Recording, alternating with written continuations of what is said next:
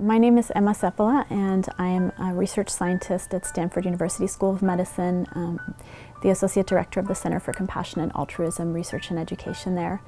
And we recently released a study looking at the impact of a breathing-based meditation practice for veterans returning from Afghanistan and Iraq with trauma. Many veterans do not want to either engage in a drug treatment or a therapeutic treatment. So there's a really large gap, and a really large need to help veterans who are suffering from post-traumatic stress and don't know how to help themselves.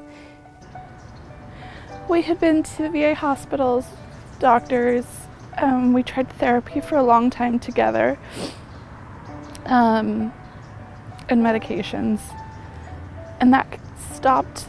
The meds seemed to dull the anger and the rage and those violent outbursts that he was having, but it didn't touch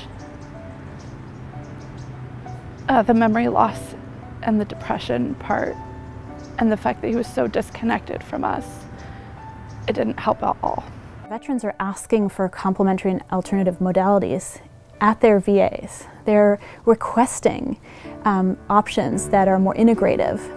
When you meet veterans and you see the values that they stand for, their service orientation, their ethics, their sincerity, their desire to serve, as well as the wisdom that they inherently carry from having seen life and death, you also notice that these are some of the most precious individuals in our society.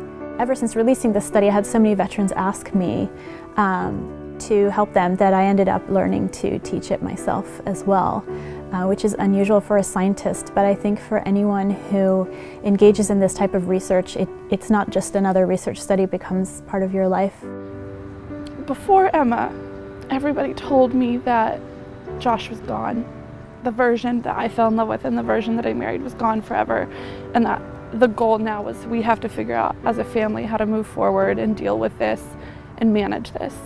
And when I met Emma, she told me, he's in there.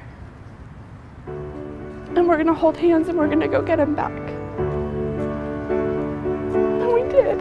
So in this 1 week long class, I wouldn't even call it a treatment because it isn't therapists who are teaching this class. It really is instructors who've been trained to teach a breathing practice. The breathing practice is called sky breathing, and the veterans literally learn how to breathe in different ways to calm their nervous system.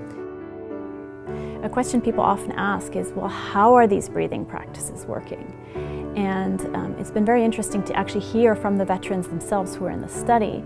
And some of the things they said were I remember everything that happened. It's not like I forgot my trauma, the traumatic triggering event, but I feel like I can move on now. So their nightmares decrease, their flashbacks decrease, they're able to be more present again.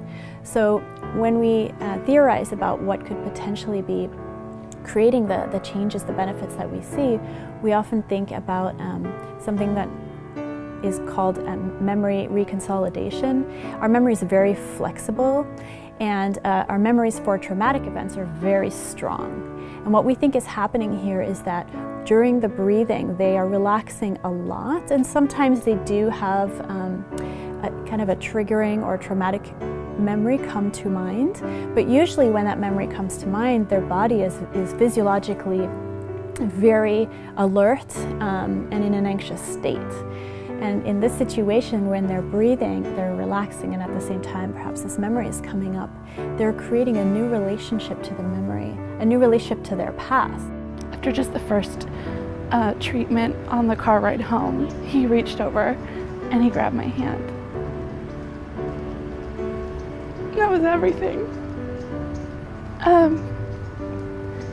And again, it goes back to the eyes. I looked at him and I saw like a sparkle and life and silly.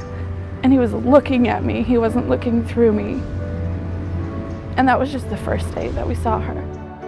You can give anyone a week-long program, let's say of massage or some other kind of relaxation technique, and perhaps you'll find the same thing. So more interesting is to look at the outcomes 1 month later and then 1 year later, which we also looked at. And we found that the benefits in terms of reduced anxiety and PTSD symptoms persisted both 1 month and 1 year later.